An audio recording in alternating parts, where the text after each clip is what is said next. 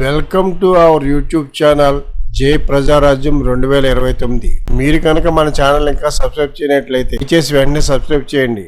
మేము చేసే వీడియోలన్నీ మీకు వెంటనే నోటిఫికేషన్ వస్తాయి.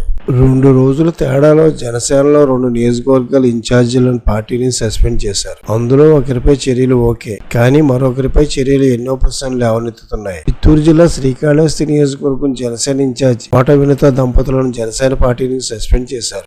ఆమె మాజీ డ్రైవర్ హత్య కేసులో వారిద్దరూ నిందితులుగా ఉండడంతో సస్పెండ్ చేసినట్లు పార్టీ క్రమశిక్షణా సంఘం హెడ్ వేములపాటి అజయ్ కుమార్ ప్రకటించారు. ఆయనే 2 రోజుల క్రితం ఉమ్మడి పశ్చిమ గోదావరి జిల్లా కొవ్వూరు నియోజకవర్గం ఇన్ఛార్జ్ టీవీ రామారావును కూడా సస్పెండ్ చేశారు. ఈ సస్పెన్షన్ జనసేనలో తీవ్ర వివాదాస్పదమైంది. శ్రీకాళహస్తి జనసేన ఇన్ఛార్జిని సస్పెండ్ చేయడాన్ని ఎవరూ తప్పుపట్టడం లేదు. ఆమె హత్య కేసులో ఇరుక్కోవడంతో హంతకులకు తమ పార్టీ కొమ్ము కాయదు అని చెప్పడానికి ఆమెను సస్పెండ్ చేశారు. కానీ కొవ్వూరు ఇన్ఛార్జి రామారావును సస్పెండ్ చేయడాన్ని అక్కడ జనసేన కేడర్ తీవ్రంగా వ్యతిరేకిస్తోంది. రామారావును సస్పెండ్ చేయడానికి పార్టీ క్రమశిక్షణ సంఘం హెడ్ అజయ్ కుమార్ చెప్పిన కారణం సహేతుకంగా లేదు అని ఎవరికైనా అనిపిస్తుంది. పార్టీ లైన్ మీరి వ్యవహరించినందుకు సస్పెండ్ చేస్తున్నాం అన్నారు. ఆయన చేసిన పని ఏంటి అంటే నామినేటెడ్ పదవుల్లో జనసేనకు 30% ఇస్తామని చెప్పి కనీసంగా కూడా ఇవ్వటం లేదని కార్యకర్తలతో కలిసి ధర్నా చేశారు. స్థానిక టీడీపీ ఎమ్మెల్యే ఆయనపై జనసేన అధిష్టానానికి ఫిర్యాదు చేశారు. అందుకని రామారావుని సస్పెండ్ చేశారు.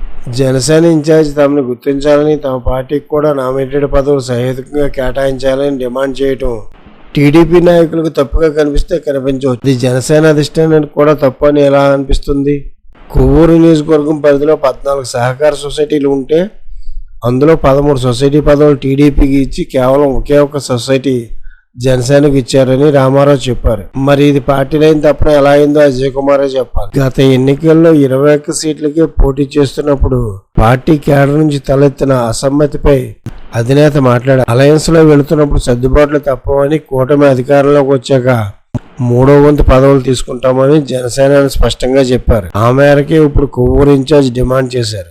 కొవ్వూరు జనసేన ఇన్ఛార్జ్ రామారావు ఇదే నియోజకవర్గం నుంచి 2009లో టీడీపీ టికెట్ పై ఎమ్మెల్యేగా గెలుపొందారు. దళిత నాయకుడైన రామారావు పార్టీ కోసం బలంగా పోరాడుతున్నప్పుడు ఆయన సస్పెండ్ చేయడం సరికాదని కేడర్ ఆగ్రహం వ్యక్తం చేస్తున్నారు. ఈ మొత్తం వ్యవహారం పార్టీ అధినేత పవన్ కళ్యాణ్ దృష్టికి వెళ్ళింది.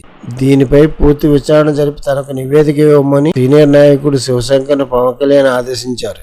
పవన్ దృష్టికి పెట్టారు కాబట్టి రామారావుపై విధించిన సస్పెన్షన్ తొలగిస్తారని భావించవచ్చు.